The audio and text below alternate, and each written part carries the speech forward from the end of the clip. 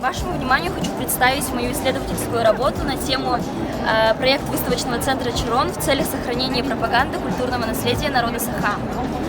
Мы живем в эпоху массовой застройки.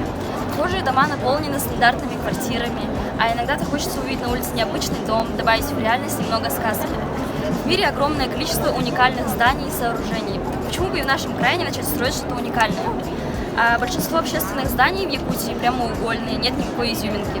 И я задалась вопросом, почему бы не построить общественное здание необычной формы, но в то же время и более традиционное для нашей культуры. Так и был придуман мой проект уникального выставочного центра в виде якутского национального сосуда Чарон, с галереей для выставок на первом и втором этаже и офисными помещениями на третьем этаже. Задача спроектировать небольшое компактное здание, которое будет отвечать современным требованиям по экологичности и микроклимату. Планировочное решение. Значимым элементом планировочной структуры является устройство эксплуатируемой кровли. Кровля будет выполнять функцию смотровой площадки, с которой посетителю будет открываться вид на окружающую галерею пространства.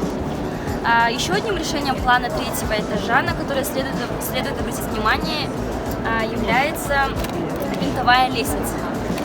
Лестница связывает этажи здания, с которой посетителю будет открываться вид практически на весь ассортимент галереи. Также здесь можете ознакомиться с тем, как я делала свой макет. Проанализировав собранную информацию по теме исследования, я пришла к выводу. Культурно значимые общественные здания имеют место быть не только в посредственной форме. Надо развивать строительство оригинальных зданий на территории Якутии не только современных, но и с национальным колоритом.